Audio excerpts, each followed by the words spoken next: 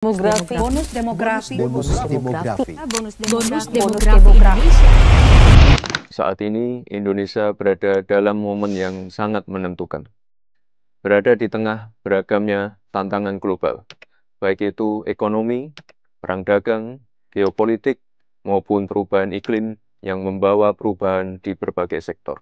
Tapi di sisi lain, Indonesia sebagai negara yang besar, sebagai negara yang menaungi kehidupan 284 juta penduduknya, harus tetap tumbuh, harus tetap lincah, dan adaptif.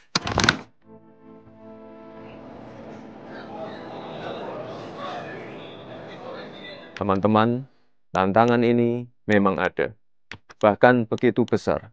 Tapi yakinlah, peluang kita juga jauh lebih besar. Tentu banyak yang sudah mendengar tentang bonus demografi. Kondisi di mana lebih dari separuh penduduk suatu negara berada pada usia produktif. Ya, Indonesia akan mendapatkan puncak bonus demografi di tahun 2030 sampai tahun 2045. Bismillahirrahmanirrahim. Demi Allah, saya bersumpah akan memenuhi kewajiban Presiden Republik Indonesia dengan sebaik-baiknya dan seadil-adilnya. Sebuah kondisi yang terjadi hanya satu kali dalam sejarah peradaban sebuah bangsa. Kesempatan ini tidak akan terulang, di mana sekitar 208 juta penduduk kita akan berada di usia produktif, di mana generasi produktif, generasi muda memiliki proporsi yang lebih besar, sehingga memiliki pengaruh signifikan dalam menentukan arah kemajuan. Ini adalah peluang besar kita, ini adalah kesempatan emas kita untuk mengelola bonus demografi agar bukan menjadi sekedar bonus, bukan menjadi sekedar angka statistik yang fantastis, tapi justru sebagai jawaban untuk masa depan Indonesia, di mana faktor penentunya ada di teman-teman semua.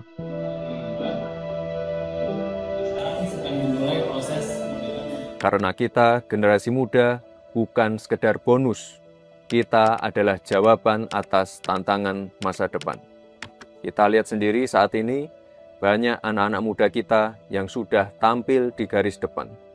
Kemarin, saya menonton film Jumbo, hasil karya animator muda Indonesia, yang saat ini sudah menembus 4 juta penonton, serta akan ditayangkan di 17 negara Asia dan Eropa.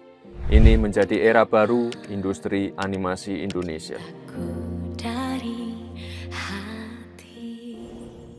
Timnas U17 kita untuk pertama kalinya lolos via kualifikasi ke Piala Dunia dan menjadi satu-satunya wakil dari Asia Tenggara.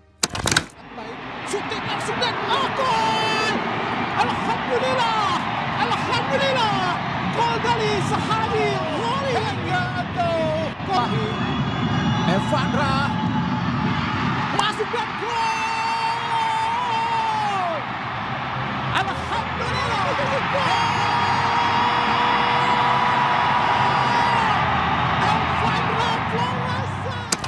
Ini adalah kekuatan kita sebagai generasi muda. Kita harus selalu siap dan mempersiapkan diri.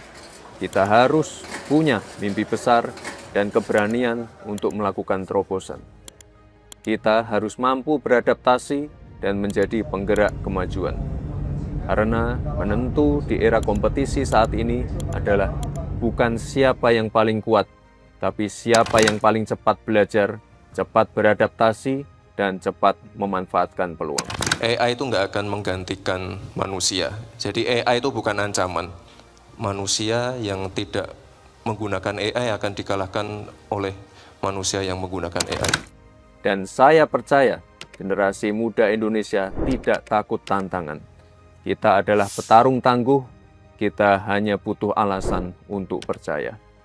Teman-teman, membangun Indonesia yang lebih baik, Indonesia yang lebih terang adalah tanggung jawab kita bersama.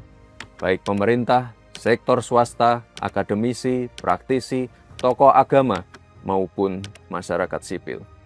Seperti yang Bapak Presiden Prabowo selalu katakan, bahwa keberhasilan suatu bangsa Kebangkitan suatu bangsa bukan pekerjaan 1 tahun, 5 tahun, atau bahkan 10 tahun.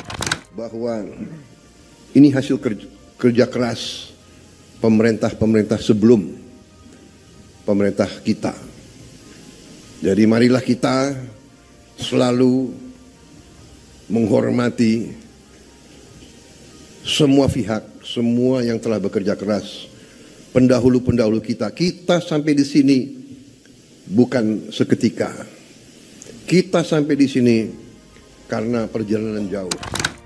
Pembangunan bangsa itu dilakukan selama puluhan tahun dan merupakan hasil kolaborasi dan kerja keras seluruh komponen bangsa. Pemerintah tidak akan dapat melakukan pembangunan sendirian. Pemerintah tidak akan dapat bekerja sendirian dalam mewujudkan kemajuan negeri yang kita cintai ini. Oleh sebab itu, kita butuh kolaborasi, kita butuh persatuan, kita butuh budaya kompetisi yang saling membangun.